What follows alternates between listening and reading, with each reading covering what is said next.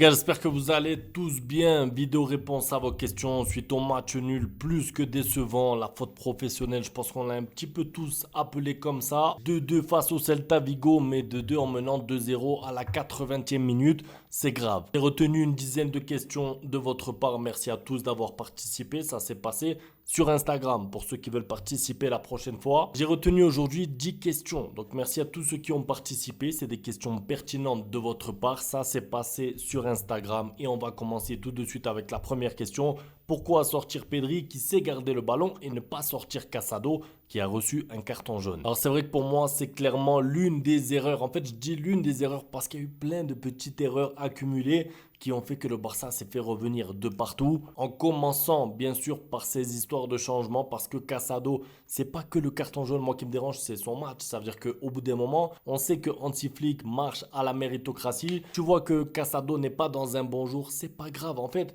il faut arrêter de croire que quand un joueur rate un match, ça y est, il est nul, il faut le supprimer, il faut l'envoyer dans un autre club. Casado rate son match, ça arrive et lui-même le reconnaît, lui-même sait qu'il n'a pas fait un bon match, ça arrive, il n'y a pas de problème. Toi, tu es l'entraîneur, c'est ton rôle sur le banc. Tu vois que Casado n'est pas dans un bon jour, tu le sors et tu me laisses Pedri qui a un petit peu plus, on va dire, de match référence, hein, quand même, parce que Casado, même s'il est en train d'exploser, c'est sa première saison en pro, évidemment, il va rater des matchs. C'est un poste en plus très difficile et très ingrat, j'ai envie de dire, parce que la moindre erreur dans un double pivot, c'est occasion de but pour l'adversaire. Donc là, Casado, il fait une erreur, manque d'expérience, deuxième carton jaune expulsé, mais c'est vrai qu'Hansi Flick aurait dû sortir Casado plutôt que Pedri. Pourquoi chaque fois quand on prend carton rouge, on ne maîtrise plus le jeu? Alors, moi j'ai envie de te dire, ça me dérange pas que le Barça ne maîtrise plus le jeu une fois à 10 contre 11. Moi, ce qui me dérange, c'est que le Barça s'écroule après. Ça veut dire qu'une chose, c'est de prendre un rouge, et autre chose, c'est d'encaisser deux buts en 3 minutes. Ça veut dire que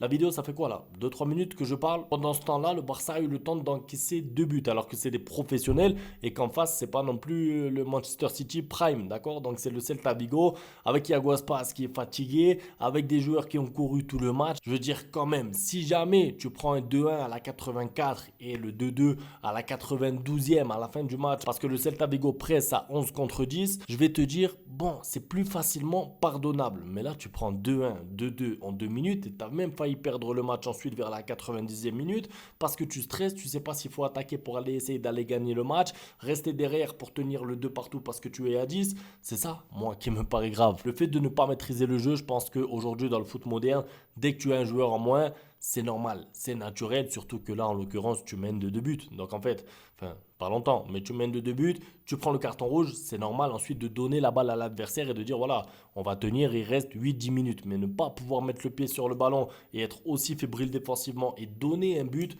ça c'est impardonnable. Pedri en 10, je n'aime pas, je le préfère à côté de Casado à la relance.